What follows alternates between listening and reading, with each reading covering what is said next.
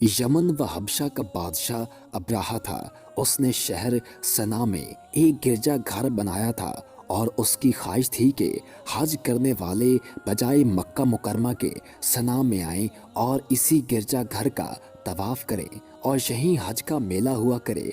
अरब खसूसन कुरैशियों को ये बात बहुत शाक गुजरी। चुनाचे कुरैश की कबीला बनु कनाना के एक शख्स ने आपे से बाहर होकर सना का सफ़र किया और अब्राहा के गिरजा घर में दाखिल होकर पेशाब पाखाना कर दिया और इसके दरो दीवार को निजासत से आलूदा कर डाला। इस हरकत पर अब्राहा बादशाह को बहुत तैश आया और इसने काबा मौजमा को ढा देने की कसम खा ली और इस इरादा से अपना लश्कर लेकर रवाना हो गया। इस लश्कर में बहुत से हाथी थे और इनका पेशरू एक बहुत बड़ा कोई पैकर हाथी था जिसका नाम महमूद था।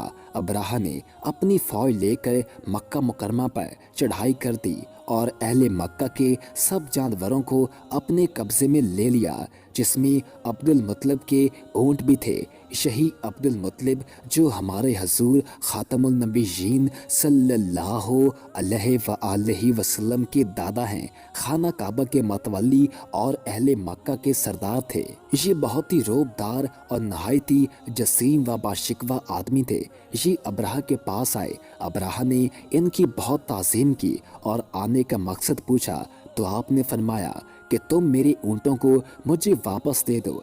ये सुनकर अब्राहा ने कहा, मुझे बड़ा ताज्जुब हो रहा है कि मैं तो तुम्हारे काबा को ढाने के लिए फौज लेकर आया हूँ, जो तुम्हारा और तुम्हारे बाप दादा का एक बहुत मुक़द्दस व मोहतरम मकाम है। आपने उसके बारे में कुछ भी मुझसे नहीं कहा, सिर्फ अपने ऊँटों का मुतालबा कर रहे हैं। हज़रत अब्दुल मुत्तलिब ने फरमाया कि मैं अपने ऊँटों का ही मालिक हूँ, इसलिए ऊँटों के लिए कह रहा हूँ और काबा का जो मालिक है वो खुद इसकी हिफाजत फरमाएगा, मुझे इसकी कोई फिक्र नहीं। अब्राहा ने आपकी ऊँटों को वापस कर दिया। फिर आपने कुरैश से फरमाया कि तुम लोग पहाड़ों की घाटियों और चोटियों पर पनाह गुज़ीर हो जाओ।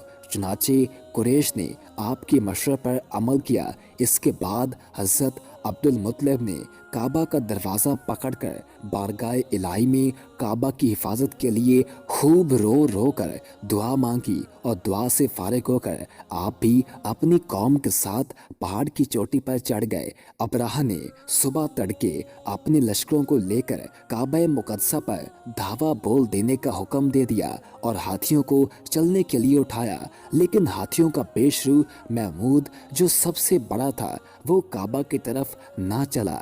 जिस तरफ इसको चलाते थे चलता था, मगर काबा मुकरमा की तरफ जब इसको चलाते थे तो वो बैठ जाता था। इतने में अल्लाह ताला ने समंदर की जानिब से परिंदों का लश्कर भेज दिया और हर परिंदे के पास 3 कनकरियाँ थीं, 2 पंजों में और 1 चोंच में।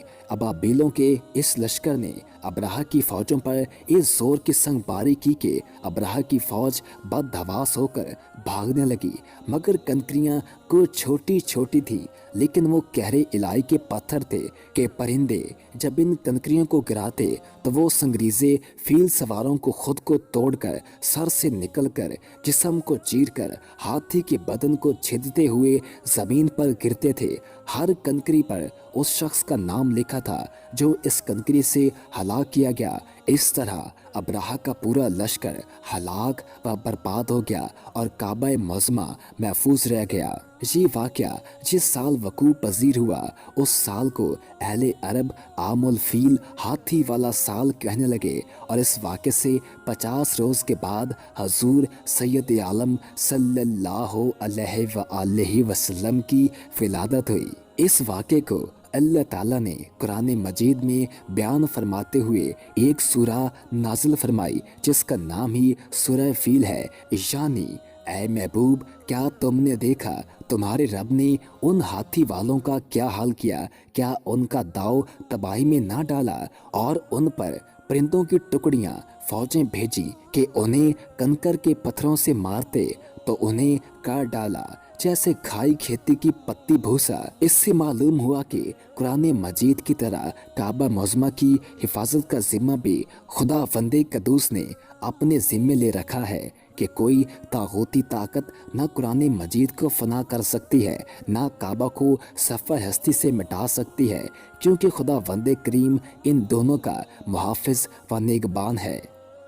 वीडियो पसंद आने की सूरत में वीडियो को लाइक कर दें और हमारे चैनल को सब्सक्राइब कर दें और साथ ही बेल के आइकन को प्रेस कर दें ताकि नई आने वाली हर वीडियो आपको मिलती रहा करे।